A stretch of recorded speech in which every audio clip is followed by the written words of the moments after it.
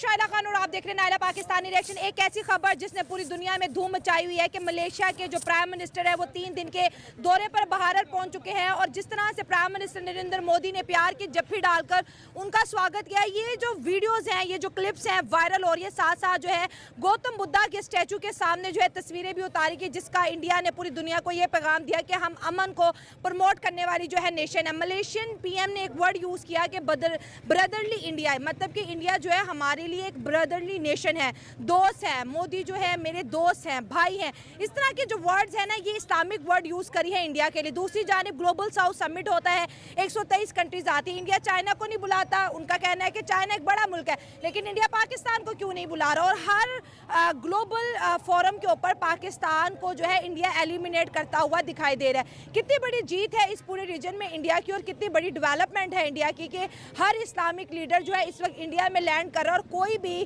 पाकिस्तान आने को तैयार नहीं है। अवाम की तरफ बढ़ते हैं और जानते हैं इस जबरदस्त टॉपिक पर उनकी राय। लेकिन आप दोस्तों से रिक्वेस्ट है कि जिन्होंने चैनल सब्सक्राइब नहीं किया, हमारे चैनल को सब्सक्राइब करें, वीडियो को लाइक करें, इंस्टाग्राम में देखिए, सबसे पहले तो मैं ये कहूँगी कि इंडिया ने जिस तरह से Muslim countries plus European countries plus जितनी भी कंट्रीज जो है वो इस वक्त फ्लरिश कर रही हैं या फिर अपनी ट्रेड के अंदर एक प्रोग्रेसिव वे में जा रही है, उनके साथ एक अच्छा और प्रोग्रेसिव रिलेशन कायम किया है। This is a success for Indians foreign policy, जिसको हेड करते हुए नजर आते हैं एस जे शंकर और फ्रंट लाइन से जो है वो उसको जो है वो लीड करते हुए नजर आते हैं। ठीक है, और एक यही बंदा है जिसने पीएम मोदी के साथ मिलकर इंडिया का जो है ना वो नक्शा ही बदल दिया है। ओवरऑल वर्ल्ड के अंदर इंडिया जो है वो मैप के ऊपर पीस को प्रमोट करता हुआ आगे बढ़ा है। क्यों? क्योंकि देखिए, आप सऊदी अरेबिया को देख लें, आप यूएई को देख लें, आप मलेशिया को देख लें, आप जिसको मर्जी देख लें, वो इंडिया के गुण गा रहा है। गुण गाने की रीजन भी है, इंडिया को कह रहे हैं ये मेरा ब्रदर है। Exactly. So the point is कि why they are saying so? They are saying so because India is actually promoting peace on their social medias, on their medias and on the ground realities as well. अगर देखें तो है वो economy है और वो दिन ब दिन ग्रो कर रही है। ठीक है, हो तो गया। इंडिया अगर क्लाइमेट पे समिट बुला रहे तो कम से कम हमें भी क्लाइमेट पे नहीं, बहुत से मसले इसमें डिस्कस होंगे। ग्लोबल साउथ के अफ्रीकन कंट्रीज को बुलाया इस हवाले से फिर हमने अपने मुल्क की स्ट्रेटजीज की तरफ देखना है, क्योंकि हमारे प्रायोरिटीज क्या है। इंडिया की प्रायोरिटीज में आप देख ले ITA, इनका जो पॉलिटिक्स देखो, इस सवाल से मसले उधर भी है बहुत सारे, लेकिन इंडिया अगर उनको बुला रहे है और या मलेशिया जा रहे हैं तो इन पे हमारे जो अफेयर्स है इंडिया के साथ, वो भी अमल दखल इसमें बहुत बड़ा रोल प्ले कर रहा है ना, क्योंकि हमारे अफेयर कैसे और इनको हमें कम से कम ये जो ट्रेड होना चाहिए, रिलेशन होना चाहिए, तो फिर आपको बुला सकते हैं। आपका डिप्लोमेसी होना चाहिए। जब डिप्लोमेसी नहीं होगी तो इसमें मुझे नहीं ख्याल कि फिर मतलब वो जो पर्सनल राइवलरी जो होती है ना दोनों मुल्कों के बीच में, इसका बहुत बड़ा अमल दखल हो सकता है इस हवाले से। तो अगर हम अपने वो ताल्लुकात ठीक कर ले ताकि इनके हमारा भी फायदा होगा और उनका भी फायदा होगा। वो सर ये बात इनसे भी जरा कंटिन्यू करेंगे। जैसे इन्होंने कहा कि मलेशिया के इस्लामिक मुल्क है, वो इंडिया में जाके बैठ रहा है। उन्होंने एक बड़ी स्टेटमेंट आज बोली कि इंडिया जो है ना एक ब्रदरली नेशन है। हमें भी जाना चाहिए ऐसे समिट्स में, दुनिया की नज़र में हमारा नाम भी होना चाहिए, लेकिन हम नहीं दिख रहे कहीं पे भी, हमें नहीं बुला रहे इंडिया।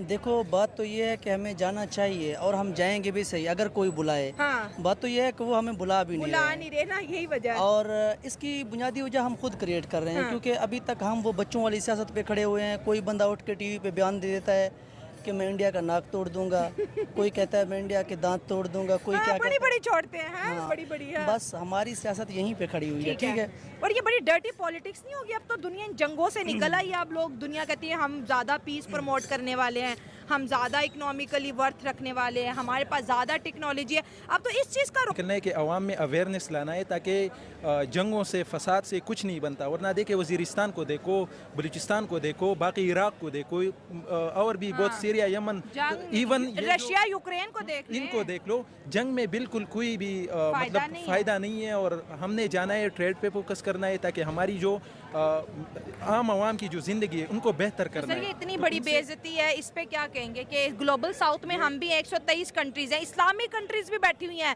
लेकिन पाकिस्तान नहीं नजर आ रहा। अगर कोई पूछे तो क्योंकि भाई जी इंडिया और पाकिस्तान की दुश्मनी चल रही है। ये बेइज्जती सिर्फ नहीं है, ये हमारी मतलब हमारे जो मुल्क की पॉलिसी साजों के मुंह पे एक थप्पड़ है। और हमें इस चीज़ से सीखना चाहिए कि हम ट्रेड पे फोकस करें, हम इन हवाले से हम डिप्लोमेसी पे फोकस करें।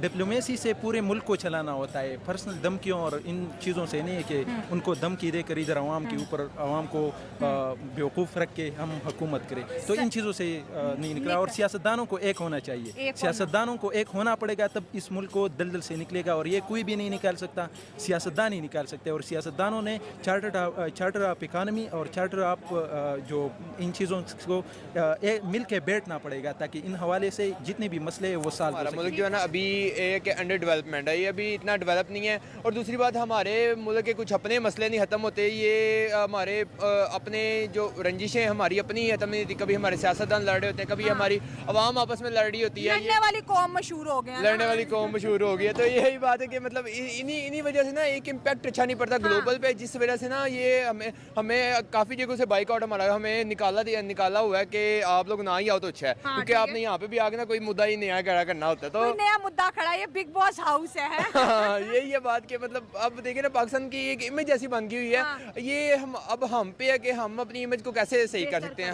हम पे हाँ। यस, तो ये देखिए ना कि हमारा जब मुल्क तरक्की करेगा, मुख्तलिफ हमारे मुल्क में इंडस्ट्रीज लगेंगी, मुख्तलिफ चीज़ें होगी हमारे मुल्क की एक्सपोर्ट जब ज़्यादा होगी ना, तो हमारा मुल्क तरक्की करेगा और एक नाम भी आएगा। और उसकी वजह से फिर ये सारे रिकग्नाइज करेंगे हमें। सर, आपको नहीं लगता कि जब तक इंडिया के साथ हमारी दोस्ती अच्छी नहीं होगी तो हम दुनिया के प्लेटफॉर्म पे नजर नहीं आएंगे? क्योंकि हर जगह पे तो किंग इंडिया बना होता है, ग्लोबल साउथ का भी किंग इंडिया है, G7 में भी मेज़बान और मेहमान के तौर पे चला जाता है, G20 की कभी मेज़बानी करा रहा होता है। जब तक हमारी उससे दोस्ती नहीं होगी तो इंडिया तो हमें कभी बैठने नहीं दे रहा। पूरी दुनिया की मीडिया से उन्होंने हमें निकाल के बाहर फेंक दिया। देखिए, इंडिया इस टाइम ग्लोबल मार्केट है। देखें ना कितनी बड़ी वो कंट्री है, ऊपर से उनकी जो है पॉपुलेशन सबसे ज़्यादा है। भाई मीडिया बहुत बड़ा जी, है मीडिया तो है ही उनका, झूठा छोड़े, लेकिन मीडिया उनका बहुत बड़ा है। लेकिन इस वजह से भी उनको रीच ज़्यादा मिलती है, उनके हर काम की रीच ज़्यादा है, क्योंकि उनकी व्यूअरशिप ज़्यादा है, उनके लोग ज़्यादा हैं। उनके भाई अब 1.5 अरब आबादी से ज़्यादा है, तो वहाँ की व्यूअरशिप ज़्यादा ही होगी और उसके रिलेटेड वहाँ की जो है ना एक्सपोर्ट भी ज़्यादा होगी, वहाँ के लोग काम भी ज़्यादा करेंगे। और ये पीस की, जैसे बुद्धा का स्टैचू उन्होंने कहा, दुनिया को दिखाया कि हम पीस प्रमोट करेगा इंडिया।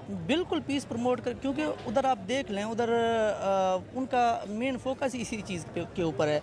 अगर कंट्री में किसी में पीस होगा ना तो वो तरक्की कर पाएगा। आप पाकिस्तान को देख लें कि पाकिस्तान के इवन अपर पंजाब के अलावा साउथ पंजाब हो गया, बलूचिस्तान हो गया, KP हो गया, फाटा हो गया, हर प्रोविंस में ये टेररिज्म हो रही है। तो दोस्तों, जय हिंद जय भारत। तो दोस्तों, अभी मलेशिया के प्रधानमंत्री आए हमारे भारत में और मोदी को उन्होंने भाई कहा और बोला कि इंडिया मेरा भाई है। तो इससे पाकिस्तान की मीडिया में बहुत सी भी आग लगी पड़ी है कि यार ये जो इस्लामिक धर्म वाला जो देश है वो सभी इंडिया की तरफ क्यों जा रहे हैं पाकिस्तान को छोड़कर। लेकिन पाकिस्तान में अभी कुछ रहा ही नहीं, तो वो उधर जाके क्या करेंगे। और ये पाक की जनता को भी समझ में आ गया है, लेकिन अभी रोना तो बनता है पाकिस्तान का, और पाकिस्तान रोएगा तो हमको देखना बनता है। तो चलो देखते हैं वीडियो में और मिलते हैं वीडियो के लास्ट में। के बाद एक खबर आ रही है भारत से, और मुस्लिम उम्मा लीडर्स लैंड कर रहे हैं भारत में।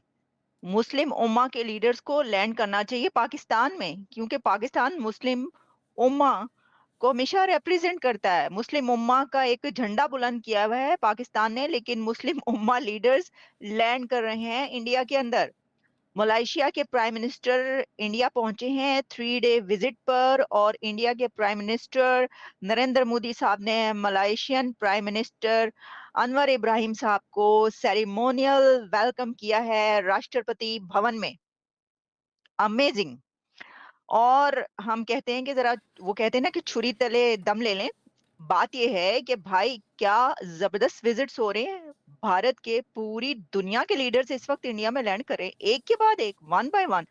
कितने को प्रोग्राम करें हम। पहले मैंने आपको खबर दी जापान का जो हो रहा है वहां पर, इंडिया और जापान 2+2 डायलॉग। फिर हमने आपको उससे पहले बताया कि नेपाल के जो फॉरेन मिनिस्टर वहां पर पहुंची, और अब मलेशिया के प्राइम मिनिस्टर वहां पर पहुंच गए हैं आज।